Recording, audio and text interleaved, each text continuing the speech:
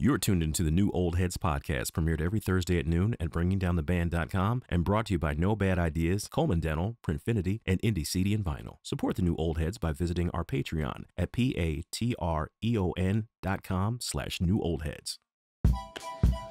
Episode 137 of the New Old Heads podcast. I am Maja 7th. I make beats. They are reasonably priced and damn good, if I do say so myself. Lonegevity, how are you, sir? I'm well. How are you, Mike? Doing good. Good to see you with the chalice back. Got some Yeah, I decided to bring it back for, well, at least tonight. Is that a special concoction you have in there? What do we got going on in the chalice? Nothing special enough to where, if you're a sponsor, maybe I'll, share what that is. I like that.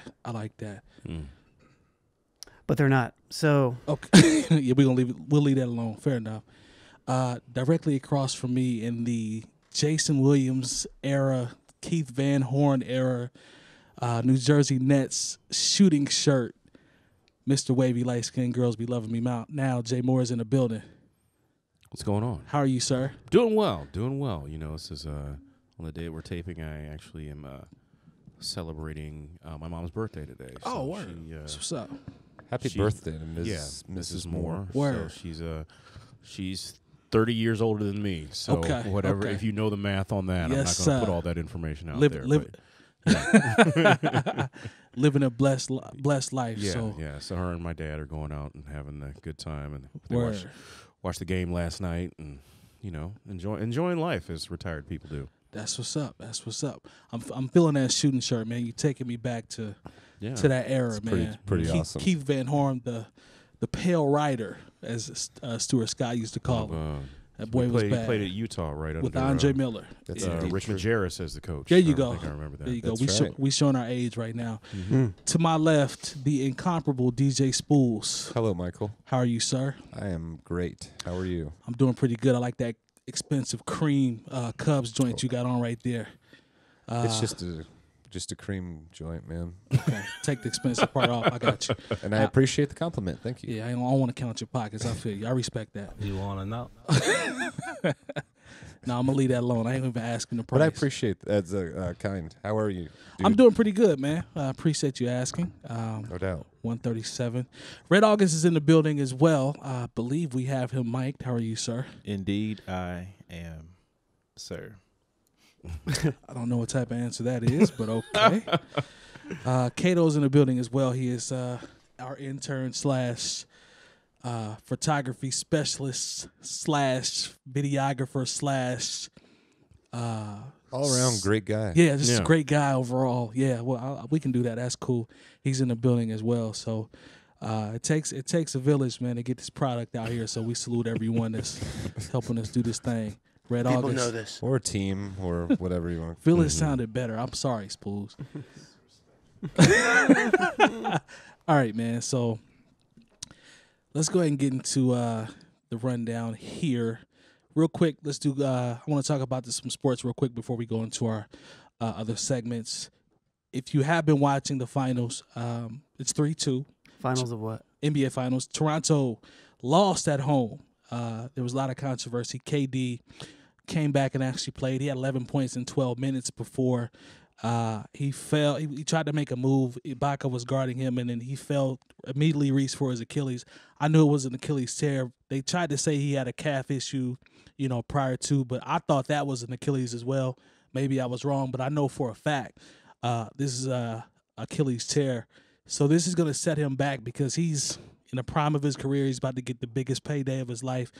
And Red August and I, we were talking about, I guess, the idea of him succumbing to the pressure of the legacy talk, and everybody wanting to question his heart and question how devoted he is to the team, and does he want to really play, or is he just trying to leave and get out of town? But on one hand, I hear people say he's a grown man, he made that choice. But to me, I look at the medical staff clearing him, and I'm like, did you guys clear him because he's clear, or did you clear him because you guys were down 3-1 going back to Toronto? So there are many ways you could take that, Spoolz. What are your thoughts just on that concept in general? Like, he has the right to play if he wants to, but I don't. In my opinion, I don't think it's far fetched to say, the medical staff could have been on some bullshit, in my opinion. I don't. At the end of the day, if he didn't want to play or didn't feel like he should play, he didn't have to. Yep. Okay. So he's a competitive guy. He wanted to win. I mean, I don't know if he was like pushed into it or something like that, but we're all, adults. I'm sure if he didn't, feel like playing, he wouldn't have played. But it's super unfortunate what happened to him. Was it the same knee? He just Yes, it's the same leg. He the one where he had the calf strain. You can see it. There's a slow mo. You can see his calf kind of. I don't want to say explode. That's the wrong word, but it shifts like that, and he reaches right for the Achilles. As soon as he knew it, as soon as he fell down, he reached and he went like that to have them come help him off the floor. It's awful, man. But I just think it's just this. I would chalk it up to more of just like a super unfortunate kind of freak occurrence. Okay. And he's competitive, man. I mean, I think a lot of players would have, in his situation, gone and done the same thing. So it's just really unfortunate that that's what happened. So. Yeah, yep. I want to toss this to, I know it's weird, he's not on the camera or whatever, but Red August, we were talking about this extensively before we came on. So what are your thoughts about the concept, I guess, of KD choosing to put himself in that position? As an athlete, like you want to play. Like you always want to play. You get that competitive spirit, and like it eats at you when you can't play. I remember being in college and we play ball for hours, and all those times that I would roll my ankle or whatever, like not being able to play, man, it infuriates you. And I know someone of his talent level, at that level, that's the highest level of basketball, and so he wanted to be out there. Yeah, and I don't blame him. I mean, in the finals, if they lost, it was over. So yeah, that's true too. That's a good point. I don't know. The medical staff cleared him. They said that they ran. I watched the press conferences actually on it. Seemed like they did their due diligence on everything. We can all have conspiracy theories on whether or not we think decided to all that, but I mean, like you said, he's a grown person. He can make his own decisions, even if he didn't feel like he was ready to play or not, pressure or not.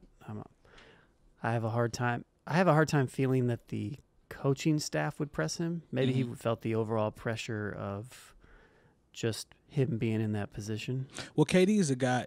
Assuming this is even a thing. But KD's a guy that has like rabbit ears. He's mad sensitive. He pays attention to everything. So it could have been as simple as him, his crew saying, "Hey man, they're saying this about you on First Take or Undisputed, or Twitter's tagging you in this and that." And he's the type of person that actually listens to those things. That may have influenced his decision as well. I don't know. He's one of those guys that's kind of wishy-washy in terms of, the things that people say. Like, he really hears everything. So the only other thing that I'll say is that apparently Kerr said that he was going to put him in short bursts. Yeah. But he had played that entire first quarter for like 11 minutes. 11 minutes. Now, granted, he was hot. He was hot. He hit 3 threes first quarter. But he had been playing for a decent amount of time when it happened. So, Jay Moore, put a bow on this before we go into to the next topic here. Well, I think when I saw this and him going back in, I thought, once again, like you guys calling him all express, he's a grown man, can do what he wants, if he feels like he's ready to go. But at the same time, when I hear he didn't have any 5-on-5 in practice to make sure that he was really ready to go, it leads me to believe he wasn't really ready to go. He might have just been really succumbing to that pressure from outside sources. And I don't know if this would make it to anybody who's in the NBA and who actually listens to our podcast. You never know. I would say think about your own earning potential. 100%. I know that sounds selfish and people don't want to hear that sort of thing, but you know what? If they lose, they lose. But you know what? This is coming up, your biggest free agent summer, and you want to talk about securing generational wealth for your family. This is the Don't time. go out on that court if you haven't had real 5-on-5 running up and down the court. You're not ready to go. If you can't do it in practice, what makes you think you can get out there on that big stage? So that's why I feel for Kevin is because he hurt his earning potential thinking about something in the short term instead of the long term. Well, Brian Windhurst from that's on ESPN, he used to follow the Cavaliers. He said he made a couple calls to multiple executives who said even with this injury, they're still going to offer him the Supermax. So, I'm sure. Hey, that's great. He's still going to get that money. So I don't think it jeopardized his bag per se, but I just know that injury. I think Dominique Wilkins is the only player to come back and be somewhat a resemblance of himself. He still was an all-star player after he tore his Achilles. Okay. So correct me if I'm wrong, man. Did his brother not do the exact same thing, Gerald Wilkins? Don't quote me on that. I think so. I remember. I think I remember that. Some like real weird coincidence or something. But yeah, I do remember when Dominic. That's right, Gerald Wilkins. People forget. The Jordan stopper who used to get 40 put on him by Jordan. Exactly. But yeah, so we'll see, man. 3-2. Game 6 is going to be big. If Golden State wins Game 6, Game 7 could get real scary for the Raptors. I'm gonna leave it at that. So I'll make a quick prediction. I think yes, sir. I find in them. I think being at home and not having Durant and kind of the tragic way this kind of all happened, I see them winning the Game 6 and it going back to Toronto and then them winning it at home. Mm-hmm. It's very possible. To me, if I'm That's Toronto, my prediction right now. If I'm Toronto, I want to win Game 6. That's a big emotional thing. You know what I mean? Like for a team to, I agree. Like one of your star players goes down like that in the way that it happened. So Word. I could definitely see him winning at home, but I think the Raptors will win it close it out at home in 7. To we'll see. I had the Warriors in 7 was my initial pick, so I guess that's still alive. So let's go ahead and go into the rest of the topics that we have for the rundown. This topic I hate to go this route before we get into more music, but Bushwick Bill from the Ghetto Boys passed away at 52, pancreatic cancer. And I see a lot of people. It actually came out early, and then his family said he was still, fighting for his life. And then another report came a day later saying that he passed. I always look at dude as just a legendary figure from the standpoint of him, his stature, who he was associated with in terms of the actual group being a legendary group. Like all three of those dudes are different when you look at him, Scarface and Willie D. But he always stood out. You think about Mind Playing Tricks on Me, The Mask, and the whole Chucky routine and everything like that. Like all that type of stuff to me, in my opinion, is legendary from a hip hop standpoint. So I never got a chance to meet him.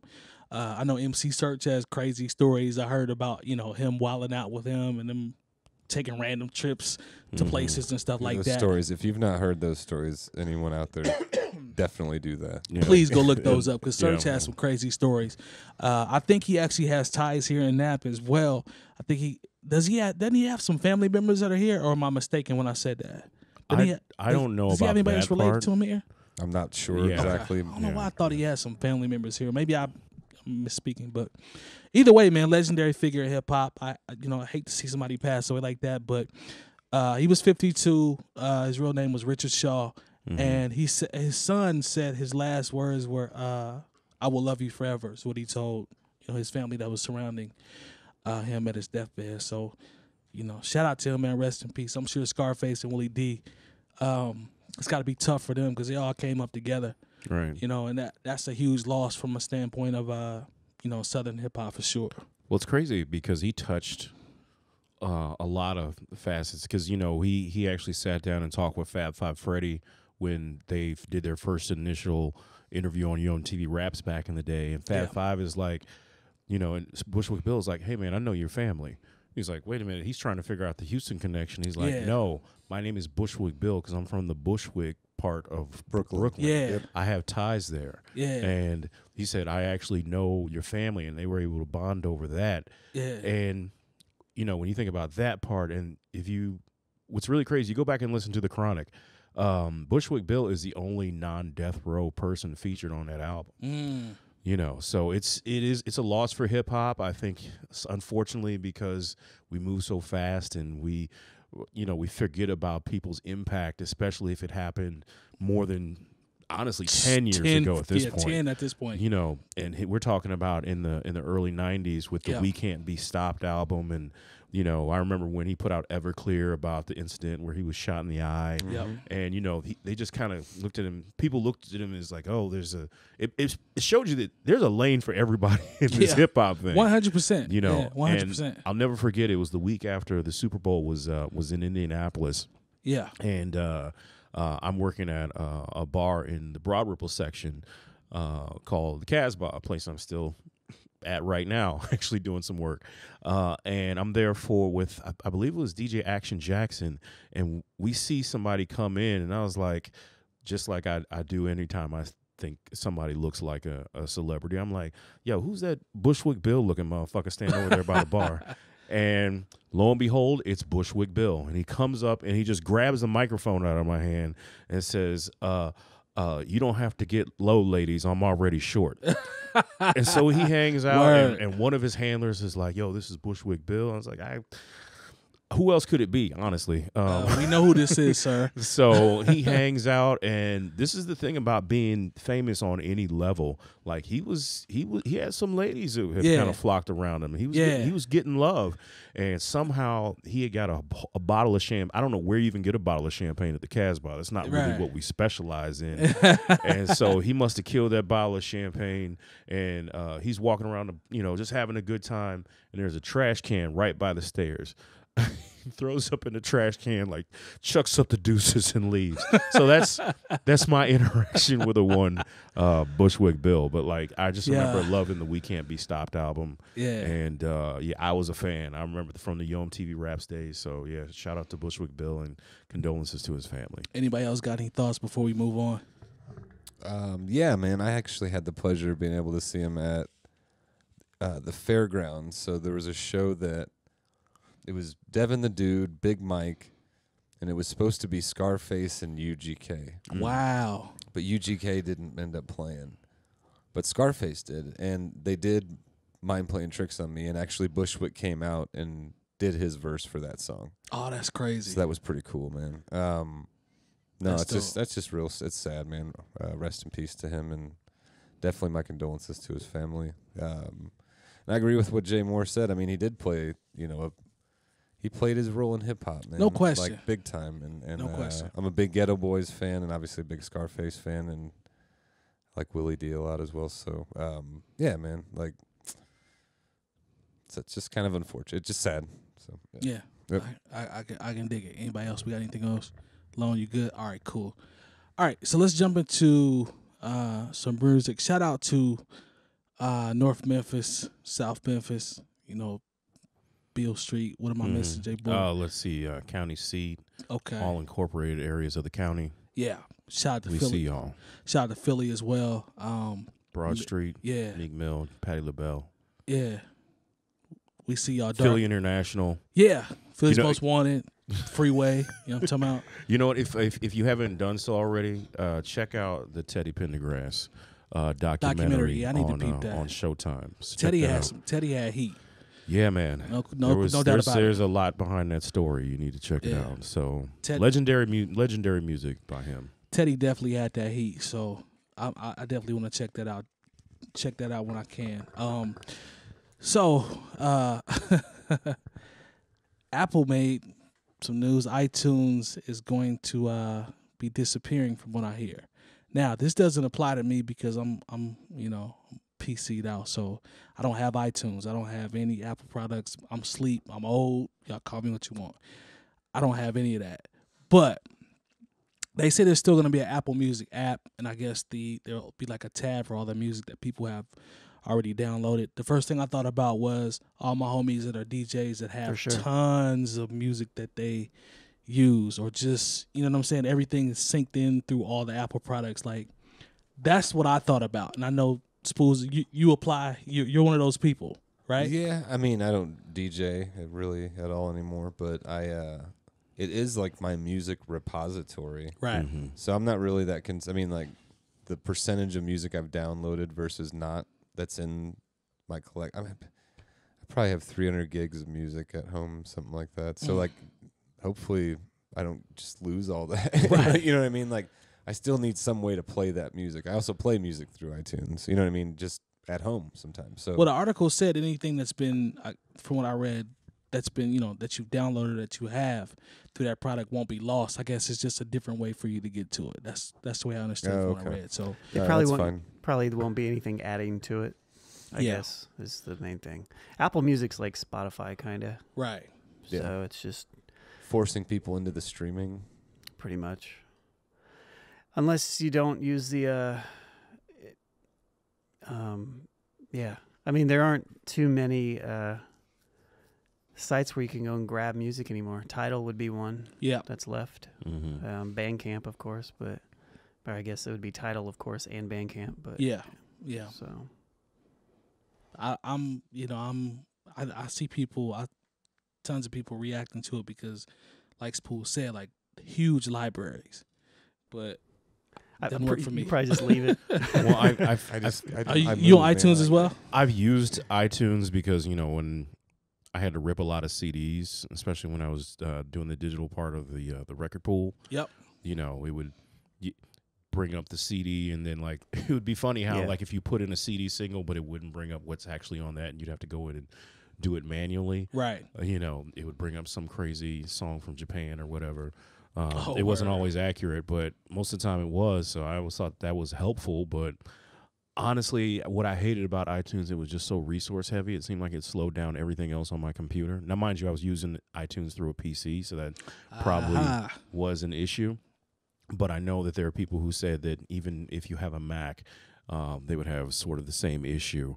I just think this is about an evolution in technology where, okay, the brand now that they want to push is Apple Music. Right. So I think that most of the things that you have in iTunes are just going to be categorized under Apple Music now. Yeah. So I think there's it's just a change in technology, just like anything else. Like it's like we've held on to a certain platform for a long time. If iTunes is the PlayStation 3, it's about we've held on to the PlayStation 3 way too long, and it's time for us to move to the PlayStation 4, which is probably Apple Music. I can dig it. Yeah, I'm interested in a handful of things.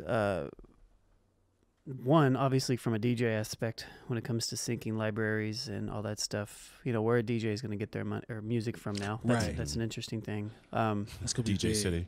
Yeah, I mean, that's going to be big.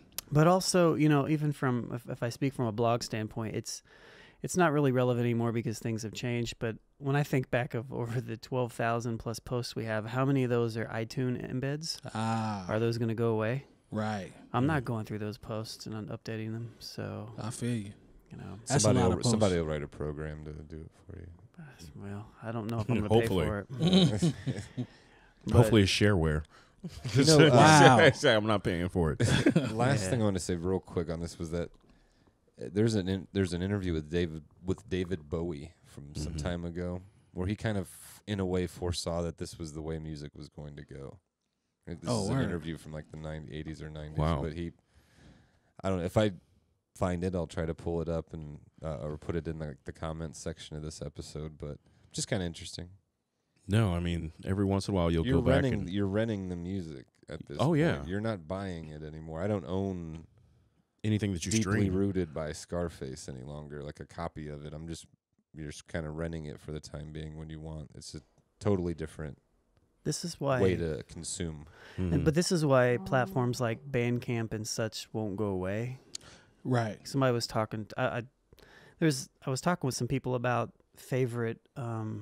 music platforms and SoundCloud and all this other stuff, and I was like, well, SoundCloud's cool, but Bandcamp to me is the most premier of all of them for the simple fact that sure, artists don't get streaming money off of it, right? But if I sell one record, full album, or one song off of that, and you get to download it, it's going to cover the streaming costs anyways. It is. Yep. So Bandcamp just opened up a store in, I believe, San Francisco, an actual physical record store. I prefer that model. I understand that the streaming's not going away, but they've added I remember getting an email probably, maybe 2 months ago, about them adding a wax component to Bandcamp where you can go through and actually You know what I'm saying? Purchase wax and then sell it like you would any other project through there. Instead it's of kind of like crowdfunding in a way, I think. Oh, okay. Okay.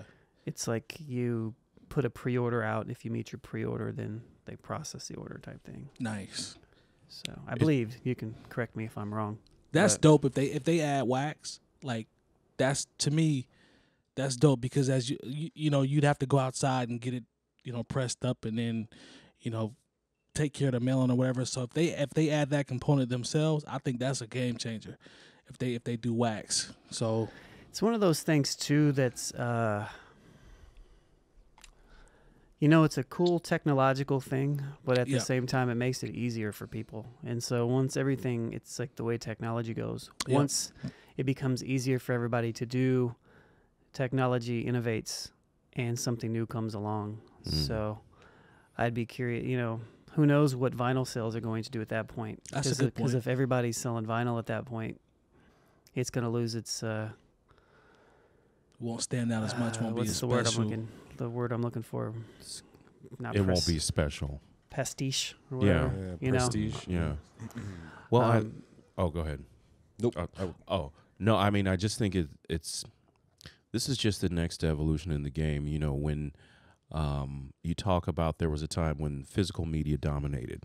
Yep. You know, we're all old enough to remember going to a record store at midnight to get a release that we were excited about. Yes. And then, you know, when iTunes came out, because there was that kind of Wild West moment with it was Napster and LimeWire, where it was like, okay, well, we'll just get what we want whenever we want it. I definitely was on LimeWire. But, you know, there were risks to that, basically giving your computer the AIDS virus. You know, you just never knew. And that's a fact. I'll just be honest. Once iTunes, there's a cure for it. Once iTunes and like you were able to get things from Amazon, like if you make it easier to buy something for 99 cents than to steal it, then I'll just go ahead and buy it. You know, right. I do, because you know I do appreciate the art. And, you know, I'll go ahead and buy the record. But now it's to a point where people, they're like, you know what? I don't want all these MP3s taking up room on my phone. I need room for cat pictures and you know, whatever. So I'm just gonna stream it. Yeah. You know, and the thing Can't is, stress the importance of cat pictures. You cannot. As Spoolz said, rent it. Yeah, and exactly. But I have those albums in my library through Tidal, where I just have to keep up my $9.99 subscription, and I'm good. But the thing is, this is all media now. Yeah. Just think about, you know, there's no more Blockbusters. Yeah, in 5 years there won't be anything. There won't be GameStops. Let me ask you this question, just real quick. Do you think that this is becoming? So I think about when Wu-Tang put out that album that they just made like the one copy of, but they also toured it.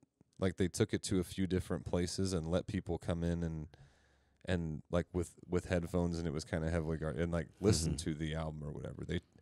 And RZA's idea behind doing that was treating music like art. Right. Does streaming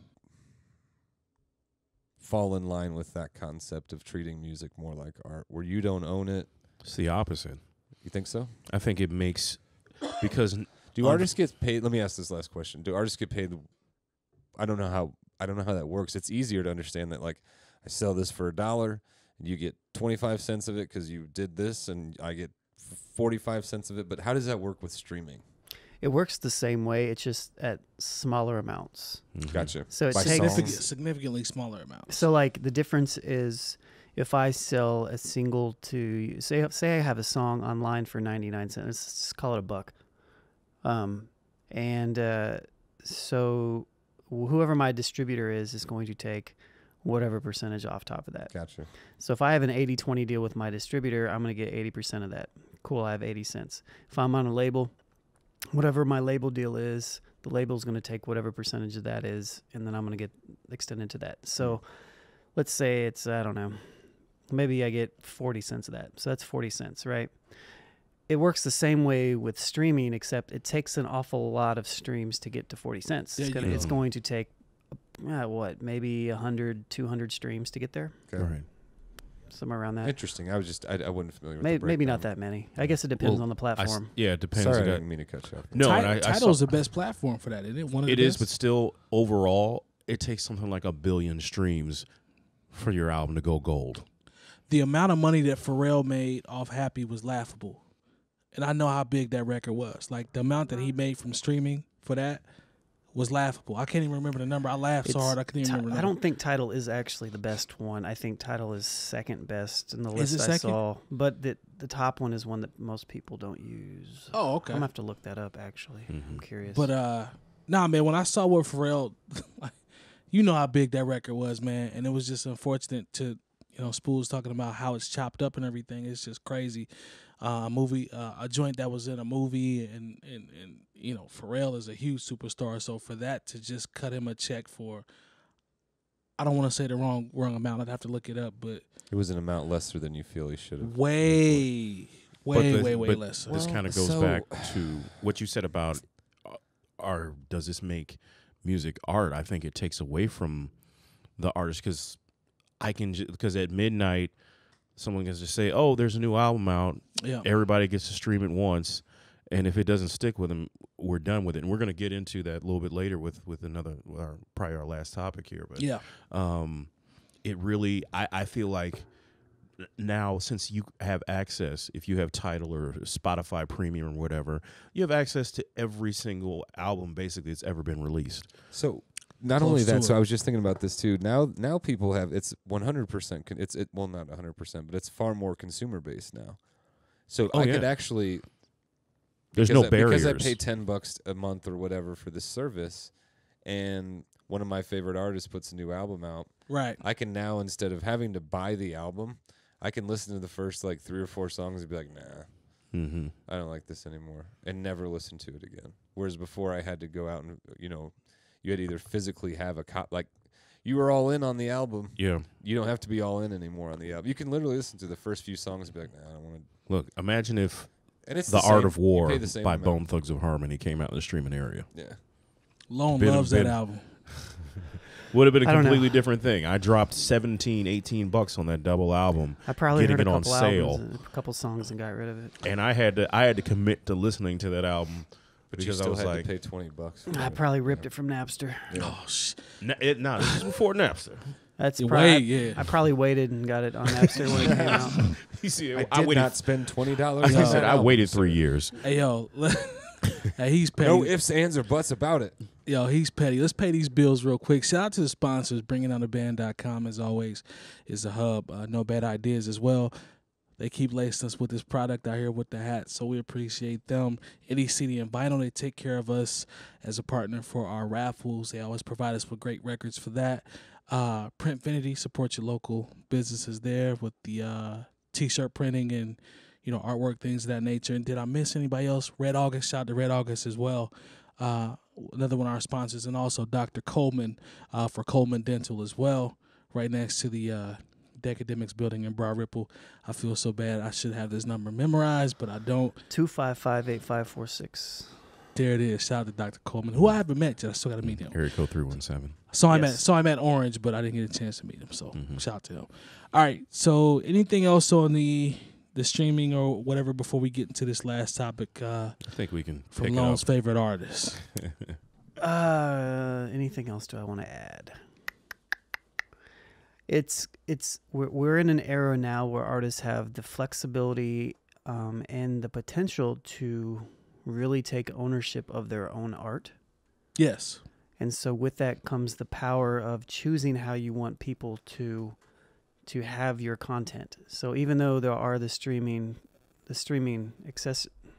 we have the streaming options, right? Right. You can choose how you want to release your music and how you want and how people want to, get that. That's true. It's crazy. Literally, Garth Brooks, he said, "You can't. If you want my music, you got to buy it. You got to go to the store. You got to order it online." Wow. I'm not. He has 0% of his music on streaming services. Oh, word. Oh yeah. I saw that. I read that in an article probably this past week. I was like, wow. That's interesting. Yeah. Well, he's but he sold a gang of records. He's a big enough artist to do that. So he sells a lot of albums. I mean, you can use the streaming platform to your advantage, right? I mean, the membership thing is going to be the thing of the future, I believe. because it's going to allow ownership. I just watched a video on 𝐀𝐁𝐿, who's a producer. I think there's actually a sticker on that keyboard over there of 𝐀𝐁𝐿, which is funny. But he's been a producer for a long time. He had 𝐀𝐁𝐿 Beats, 𝐀𝐁𝐿 TV right now. But he's shutting his beat store down, and he's going to a membership site where he's building a community online with people and interacting directly with them. And it's like $20 a month to sign up for it. It's just people are trying these things and they work, because in the long run, you get 4 or 5 people to subscribe for that. That's a lot more people. That's a lot of streamed music. Facts. You know what I mean? $100 a month. You know, you have to stream a lot of music to make that, or you have to have a pretty decent fan base to make that streaming. That's true. So, anyways, that's all my close. That's a good point. That's a very good point. I actually saw that video too. Watched a good portion of it. I need to get to the last part, but he was making some good points. Here, let me ask one more question. So, knowing that, well, no, I won't get into that. I was going to talk about it. So, do you think it's good to, knowing that an artist has the ability to put their music out, however, like in so many different ways now? And I understand that you kind of just explained a way that you can use streaming to your benefit, but does it really benefit most artists to sign up to do like a Tidal or an exclusive thing with Tidal? Or to me, I would say no. Not exclusive. What I'm saying, not to one platform. And what I'm speaking on is not an exclusive deal on Tidal or anything like that. I'm talking about 𝐀𝐁𝐿 created his own platform on his own website using his own everything. Right. I kind of wasn't. This was just more of like an aside. Like I was just thinking about like, you know, why? I don't know. I probably just need to research it more, to be honest with you. But like, why would somebody? I mean, can you so you can do that in addition to? So you can set up, when I'm talking about membership stuff, I'm talking about kind of left field a little bit. Does the person you just mentioned, does he also put things out on streaming services like Apple Music? I'm sure that he probably does. Oh, okay. Yeah, Gotcha. yeah. So it's all, so it's you not can, just an exclusive. you can do that, but for the people that are your so. real fans, Yeah. you're going to target. You know, we have people that we can get a little bit of streaming money from different like YouTube, right? Yeah. Right. But we're going to get a direct more money or whatever that's going to support the show via Patreon. Mm-hmm. You know, like, Right. so people that really want to support us will go to Patreon, the link that pops up on the screen at the end of every episode, and click that and subscribe for $1 a month or something, you know, Right. or $2 or whatever. And that's realistically kind of the way of the future, in the way it's like a cross mix of both of those, in my opinion. You know, Interesting. and Word. actually real engaging. You know, it's not, you can't get away with like fake engagement anymore. True. So people want to know who the people are and all that stuff. Yeah, it's interesting. But All right, so let's go ahead and jump into the father of Assad, DJ Khaled. So he's been in the news lately. He has been threatening to sue Billboard after his latest album failed to go #1. He said he's accusing Billboard of excluding albums that were sold as a part of a bundle deal that he had. He's accusing Billboard of omitting the album sold as a part of a bundle deal with the energy drink, which would have added 100,000 units to his first week totals.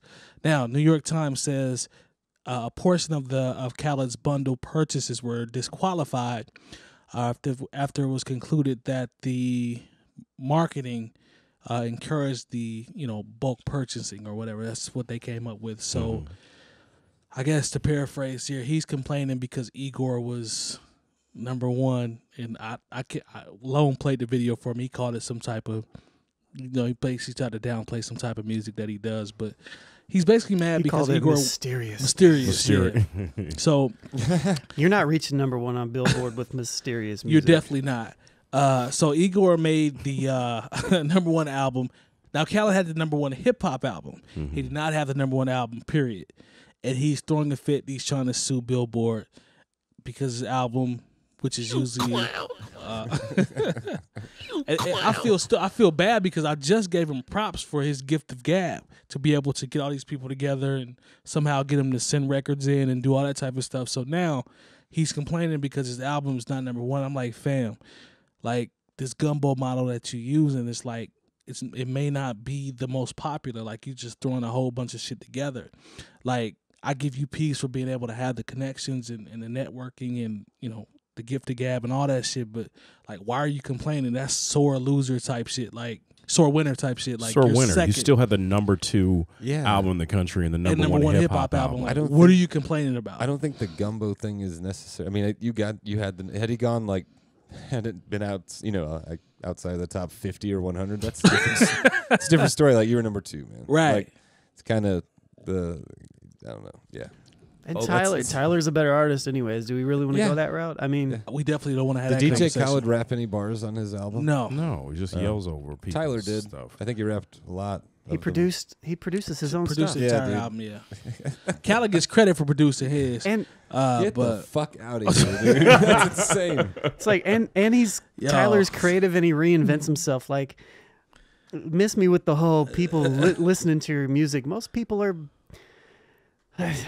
We're not going to go that route. We're not going to go that route. Look, there is a level of, you know, being as somebody who's seen inside working in radio and records. Yeah. You got to understand stuff like this. He's talking about these bundles and stuff. First of all, that's your team's fault for not having dotted their I's and crossed their T's. They should have known that beforehand. Because you know what? Because he tried to say, well, Tyler had these bundles and you know that's why it went to #1. I was like, but you had bundles too, but for whatever reason, you didn't your go people didn't #1. do the due diligence and make sure that those bundles counted. So don't get mad because something that you tried to do didn't work and the other person just made sure they took care of their business. This is always going on. When it started the SoundScan era, you know, they would give a certain amount of records to away as promos, but they would still get punched and scanned as sales. There was a time before SoundScan where, okay, we'll just slide you a little something and you say that this many records were sold and that's what would be reported. Like it wasn't the most really what was the #1 record. It wasn't a very scientific thing until the SoundScan era. You know, there was a time when nothing debuted at #1. That just wasn't something that could happen just based on the way things were reported. So now, just because you lost a game that was really tilted in your era to win, you know, like don't just take the second place L, fam. And like for you to say they don't. He's always talking about they don't want you to win. Oh, now you're they because now you see Tyler have a #1 album, and now you're they. So I don't feel sorry for I don't feel sorry for anybody that has a #2 record in the country. You know, when I got friends who are making music, you know, and they're not anywhere near that, and they're better artists than you. You know what's weird to me do is they rap on their songs too? I heard some of them do. And actually, they actually rap, and they just don't yell a tag over it and take all the credit. You know what's weird to this entire concept is just weird to me. The fact that it's pulling away from the concept or the conversation, I should say, of the music. Like, it's to the point now in 2019 where we're talking about bundles and shit. Like, yo, how many bundles did this person sell? Nobody's talking about the actual music. What the fuck is a bundle? I thought it was. That's how women with weave got. Don't hair. do that. Don't do you that. know what I'm saying? I didn't know about all these. Don't do that. Buy the vinyl and get the download and some shit. Is that what it's like? No, it's like buy something that has nothing to do with your music. An energy drink or something, right? Buy this soda and get the download. His was an energy drink, but Travis Scott, like, his was successful. Like, he had merch. His was buy a ticket to my show, and he had merch and all that type of stuff. Nicki Minaj was Prince pioneered that years ago. Fact. Shouts to my guy Ricky Raw in Atlanta. He earlier this year he dropped an album called ATL Rap Water, and he literally put out bottles of water that said ATL Rap Water. I'll take that. Yeah. You know, that's clever. But Travis Scott stuff was dope. Like, it worked. Like, he had a #1 album for weeks. You know what I'm saying? But Nicki Minaj, I think Nicki Minaj, she had something to say back then. She came in at #2. Sore winner. More sore winners. Another sore winner. So Khaled got to chill, man. Like, Igor is dope. I like it. And there must be a lot of weirdos out there that bought it because it's the #1 album in the country. It's so mysterious. It's a lot of mysterious weirdos out there. Mm-hmm. People know this. Go ahead, Spoolz. I'm sorry. No, I just think it's so when I think about his model, right? You were talking about the gumbo model? Yeah, just throw a whole bunch of, like, I'm going to call everybody that I know. I'm going to use my leverage everything that is a fucking Michael Jackson. And we're just going to throw that shit Save in the World song, right? The most popular commercial rappers that are around. Yeah. Right. His album is about singles. Stuff with some, yeah. I would love to hear him do something that, like we talk about, is that era over or something? That could be, but someone who's done something, I don't know, I guess somewhat similar but different is DJ Muggs over the last several years, and I don't think he gets enough props for it. Apollo Brown has a similar thing that he does Pete too. Rock with the Soul Survivors series. Muggs has worked with, let's see, that's a good point. He did a whole album with Edo, which is really dope. He did a whole project with Mac Hami, if I'm not mistaken. He's recorded a whole project with Crime Apple at this point. Like, there's like 5 or 6 of them. 38 Special. One of the best names I've ever heard. He's recorded recorded projects with Mayhem Loren, if I'm not mistaken. I don't want to quote me on that, but I'm pretty sure they have a project together. Like, that's dope. Like, do you think Khaled could work with one artist? He can't make a whole good album for one artist. I don't think he can produce. I don't think he can produce enough to do that. I don't think he can produce enough to do that. Like, there's no way in hell I could see DJ Khaled literally produce, not bring everybody in with the beat and everything is together, and then you just point fingers. That's different. Like if your creative process is, you hear this song like by Santana on the radio, and you say, hey, I got this great idea for a song. Let's remake this hit and put other popular artists on it. Yeah. What is fucking clever about that? That's different too, and that and even back to Muggs, like, he did it with GZA with that Grandmasters album like 10, 12 some odd years ago, and that was a dope album, at least to me. Even with the Soul Assassins, when him having a whole bunch of artists on, that shit worked real well. But he only did it twice. Yeah. And he spaced them out, if I'm not mistaken. Yeah, there's a large amount of space between them. And I'm missing a couple artists that, again, Apollo Brown has done this. He does Static Selector. He just dropped the album that was dope. With Bun B. He does it. Yeah, but then he does it with multiple artists too. He dropped Lucky 7 and some other projects like that. Like, but he's good at it. Like, there's something played, man. Potentially, I don't think being number 2 indicates that it's played, but I don't check. I don't. That's just me, though. It's just corny, man. It's just sore. It's just sore winner shit. Like, fam, you got the number 2 album in the country, number 1 hip hop album in the world. You've used your reach. You've used your resources. You've exhausted them to get all these people to come on to enable you to have the number 2 record in the country. It's kind of being What's the problem? Like, I don't understand what the problem is. Yeah, I think people don't want also unless Billboard promised him something.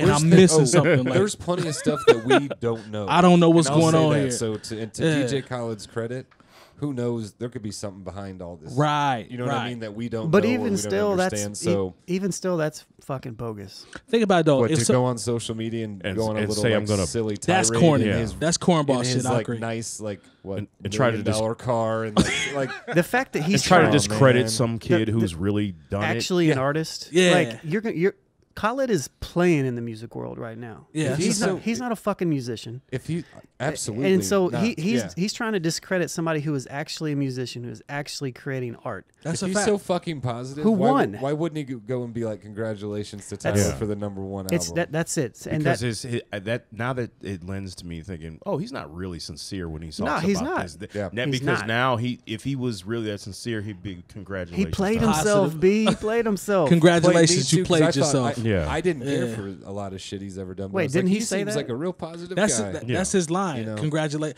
They use that on shout out to Hot 97. They use that all the time. You played yourself. Congratulations. But he really played himself because he legitimately full circle, right? It's a circle of life for a DJ Khaled right now. Shout out to Laura Styles too. I don't know, man. Maybe he's just having a moment too. But wham, boo-hoo. You have the number 2 rap album, the number 1 rap album in the country. He'll get over it. And make another album. Yeah, exactly. It's not like all of a sudden the opportunities are going to dry up for you now because you only have the number 2 album in the country. To Jay Moore's point about taking, you're still going to the BET Awards with your kid. He's going to host them. Excuse you. Yeah, he's going to host the BET Awards. You're still going to be walking around and.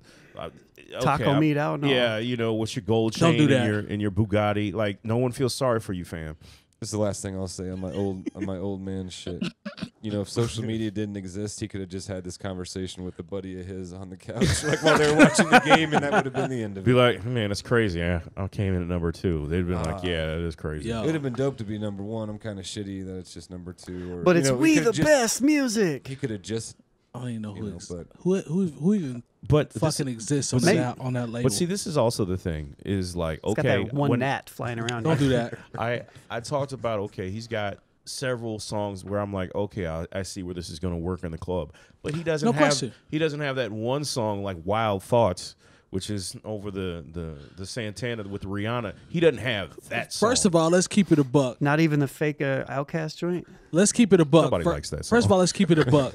What drew people to the release date was a Nip video in the song. Let's keep it a buck. That's true. He hit the lottery with being able to just have done a record prior to Nip passing. Rest in peace. He hit the lottery with that, bro. He hit the lottery with that. People know this. Yeah, they do. They know that. Like, he hit the lottery with that. Like, as soon as I saw stuff start to come out about DJ Khaled will be dropping a video with Nipsey Hussle. I'm like, this motherfucker hit the lottery. Well, you know, had all the songs on the album been perhaps of that quality, that was a dope song. That record is cold. Perhaps he'd have the #1 song in the country, but he has a lot of shout out to the weirdos though that bought Igor. We see y'all. The people who like mysterious rap music. Yeah, shout out to all the weirdos. Do you think the person who got #4 is shitty too? No. You know what I'm saying? Like, I don't get it. I think everyone who's not #1 should sue. Yeah, right. Like Exactly. Yeah. Everybody who debuted in the top 10 what who is, didn't what are get we the number doing? one. That's like such a I don't want to get into all You that. know what? I want want to really to encourage. I'm gonna sue. Like, you know what? I want to sue. I didn't get my way. The NHL. Shit I wanted to happen. I want to sue the didn't NHL happen. because the Bruins won Game 6. It's I'm gonna sue the NBA because the Bulls fucking suck and they've sucked for a while. Like, we keep getting the #7 pick in the NBA draft. I'm suing the NBA. That's right. I'm gonna sue Red August because he still ain't found a way to get up and get this damn gnat that's flying around. I hope so. I hope he gets the gnat at some point. Why is he on gnat patrol? Yeah, exactly. He ain't doing nothing else. Like 3 cameras. He got other stuff to do. He's not doing it, man. He's not doing it. Well, he does cameras and then gnats. Yeah, he's also pest control. Shout out to Red August if you want to get them gnats out there. News to me. Take care of that. Oh, you gonna flip me off? Cool. Maybe you could get the finger. I think it's a little deeper too because it goes against his entire brand as well. Who Red August's brand about gnats? No, you know that's not what we're talking about. I'm sorry, I'll wait man. for you to catch up. Go ahead. All right, so, we the best music. Yeah. All I do is that his song too? I'll just win. All I do is So win. it's That's just a big record. It's like maybe he needs to go to therapy now. Maybe All I do is win. That's very big in hip hop therapy. Yeah. So you how get often? involved. So next week, literally, they could switch spots, correct? Perhaps. They could. I mean, depending on how interested people or what. I don't know what comes out this week. Maybe there's something. I hope nobody listens to his album. Yo, don't do that, man. All I do is win is a big record, man. You hear that Super Bowl, you hear that all the time. It doesn't mean it's. Never It doesn't. mind. Don't do that. We ain't gonna even do His that. verse on that is dope. Stop, too. Spoolz. Don't do that. Isn't Ludacris on there? Yeah, he talks about 𝗀𝐿𝐴 𝐁𝐿𝐴, which. Did that do well? Have you ever seen it in the store? I had never heard of it before you just mentioned it, actually. So yeah. J Like, Moore, you they shit on snuck it into- Ludacris though? They snuck it into a Fast and Furious movie. It's all good. Huh? J Moore, you gonna do Ludacris like that though? No, I F with Ludacris, but like everybody who puts out some liquor don't think it's gonna work just because. Hey, you know he in the studio with Timbo. Who? Ludacris. Okay. Interesting. No, I mean, Let me hear what it sounds like first. Yeah. I mean, like that could be dope. I mean, I'm tired of this era of just assuming shit's gonna be good because That's a people's good point. names are strapped to everything. Would Ludacris be in anyone at this table's top 100? Maybe top 100. MCs? Maybe Oh, he's top higher 100. than All that. time. Yeah, he's higher than that. He's higher than 100. Yeah. No, I like. I've always. But liked Kato held up a finger of #1. I don't know about that. I mean, just based off that freestyle, what was that chicken and what was that freestyle all he the did? chicken and beer. That album was cold though. That was on Greg Street's album too, I think. Chicken and Beer was cold though. I ain't gonna hold you. Ludacris He has said some they're dope working albums. Hooters. He'd be in your top 100, huh? Easy. Higher than that, Yeah, Spoolz. Come on now. Ludacris is a dope rapper. He can rap, man. I don't know if he's not ridiculously high for me, but to say he's not good, I No, mean, Ludacris can rap. I've never. I don't think he. I mean, I think he definitely had his like a niche, like a lane, for sure. He might be just outside my top 100. I'll just say that. I want to see you put that top 100 together, and I mean, I want to see who's like in there's 90 10 to 100. That's what I would 10 want to see. MCs I know off the top of my head, right in the Wu-Tang Clan, that were all better than Ludacris, right? Wow. See, now- I don't know about that. No, because you God's in it, Okay, Master Killer's in it and too. Master Killer too, and I can't All right, so co-sign either that's of them. arguable. I won't have that argument now. So that's 8. I need Master ODB's Ki- not better than Ludacris. Oh, let's go ahead and scratch that off the list. You are out of your fucking mind. No, I'm not. You are out of your mind. Let's go on to the next topic, son. All right, man. He's not. Let's man. check the next topic right now. And you need to stop. You need to stop. Chicken and beer was cold. Stop. You're out of your mind. Peace to Ludacris. Yeah, for Rest sure. in peace, Yeah, ODB. shout out. Yeah, that as well. Yeah. All right. So Unfucking believable. come on, man. That could be the worst thing that's been said on our Not at all. 137 episodes. I don't know. I never got it. it. Way better rapper than ODB. I mean, I like Ludacris more than ODB too. I can't take away what ODB's like originality, but Come on, man. We talking about rap. Come Yeah. on. I said who's better, not who you liked better. That's what I'm saying. right, Yeah, he's better. and it's tied together Yeah. For you? for me in general, Okay. Yeah, and my well- vast knowledge of hip hop. That's the way that I feel. That's the Oh, you way gonna that I stunt- feel. So to you though, And your vast knowledge of hip hop and the way you feel, that's Yeah. how you feel. You gonna stunt That's with the no end of ass? it. that was the I just asked. That's the the end question. of it, though. Yeah. But that's given. No, it's not. How's it not? Who I think is the best and who I like. Yeah. Those are two very different things. And again, I respect the difference between the. That's why I said for you. Yeah. Music is So I can subjective. respect We know that, that right? might not be the case for you. I've got 10 years experience of sharing people's music on Bringing Down the Band. A lot of folks that I may not personally like, but I can respect who they are. Sure. So if we're going to go down that lane, I can That's definitely not what I said, I though. can definitely distinguish between the two. Yeah. And I definitely think that although Ludacris may have more commercial viability Do you know and Ludacris? and I can also say that Ludacris does do more commercial stuff than what ODB did, even comparatively speaking, time speaking. And Ludacris probably went way more corny at times than what ODB did. As a rapper, I feel like Ludacris is better. But that's just my opinion.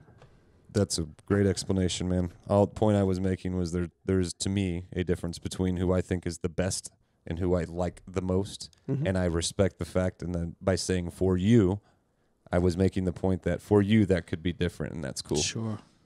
It could be. Everybody, I've been listening to music pretty thoroughly for 36 years of my life. For sure. Now I've not We all taken have. submissions. I know a lot of people as well who make music. That's not the point I was making. I was just saying that it depends on how you. For some people, I mean, it's the Eminem argument. Well, he's the best. Or he's my favorite. He's the best, right? I've heard that a lot from people. For sure. That's just how some people look at it. I guess what I'm saying, yeah, but I don't know. I feel like all of us at this table and that sit at this table have the same understanding of music to an extent to where we can distinguish those things. I put Heavy D before ODB and Ludacris. So, and then Spoolz would say, "Is that your heart talking?" And the thing is, that's not me trying to have a hot take. I'm dead ass serious. I know you did that serious. But that's a different argument. Yeah. I know you're serious. Another thing that is also brought into that as well is: are we talking about the longevity of their career? Or are we talking about? Are we sampling a specific amount? Are we talking about the highest point of their career? Are we talking about the best stuff Ludacris has done versus the best stuff ODB has done? I was just saying who's better at rapping. Who's the better MC? That's what I was getting at. That's Ludacris. You said I like Ludacris D. better than ODB. Those are two different things was the point I was getting at. But, I can dig it. It's always a fun argument. Either way, it's subjective. So 100%. Oh, absolutely. Yeah, 100%. And that's why whenever you when people ask like top fives, that's why it's so hard. It's almost like I heard someone say I don't discuss religion, politics, or my top five. Man, because it brings out something in people. To me, to me, saying like a top five is not really an argument because it's just based upon what people think. Oh, it's based on. On personally what do you that in the bar. Do that in the barbershop. When it gets lit. When it really comes down to it, I really don't give a fuck if Ludacris is better than ODB. I give no fucks. Sure. I really don't care. Yeah, it's all I don't have any subjective. money riding on that. Either. You know what I mean? So yeah, I can dig it. Yeah. It's just a discussion. I know that Praz is probably not better than both of them. He's not you. That, sir, we can agree. I don't think he's we in agree anyone's there. top 100. Yeah, we agree there. Praz is not in my top 100. Proswell is in your top 100. No, he's not. Okay. Hell no. All right. Cool. I misheard. My apologies. Yeah, he's not. That was going to discredit my Heavy D take of you by putting Proswell into my top 100. Get Proswell the hell out of Heavy here. D is in your top 100? This is my top 10. I can dig it. Yeah. Peaceful Journey was a dope because album. I take your ability to perform into consideration. Yeah. Yeah. Peaceful Journey was a dope on album. Ludacris when I said he was just like outside for me, but again, that's just Yeah. But you know, there's some people who are like, he's outside of my 100 and they only can name 30 rappers. Like you've been listening to rap for so long. Yeah. Like you probably we could go through it might take me hundreds of rappers. Yeah, next so episode, I'll name it's a different you know what well, I'm saying? I'll do it live on the spot too. I'll go through. It might take me 10, 15 minutes. Well, I feel like you should really like legitimately go through it though, because like I would legitimately be curious. Like I told earlier, like I'd be curious what 90 to 100 was. That's where I want to see 90 to 100 on Spool's list. I'd be curious to hear what that is. Yeah, I'm with that 100%. But I would want to be clear on if it's my favorite or skill wise or who's better. You know what I'm saying? So like that's where the argument and the conversations come into play. Hey, man, there's people who know 𝗏𝐻𝐻 was very, very, very skilled and but might not like listening. We would to have 𝗏𝐻𝐻. we would have to legitimately define what those characteristics are. Otherwise, it's automatically opinionated. And it'll continue to go around in a circle. So, you know, music is subjective, man. That's the beautiful thing about it. Like everybody's got their own opinion. All right, so I think that's gonna do it for episode 137 New Old Heads podcast. Jay Moore, Lonegevity, DJ Spoolz, Red August is in the building as well. �K𝐁𝐿's here as well. Make sure you go to bringingoutaBand.com. Make sure you subscribe to our YouTube channel as well. We need that. Click the bell. We need you to click the bell. Patreon.com/New Old Heads. Please check us out there as well. For all the sponsors and everyone, the partners, we appreciate you all, and we'll see you all next week. Peace. Number 99, 𝐷𝐿 the Dark Man.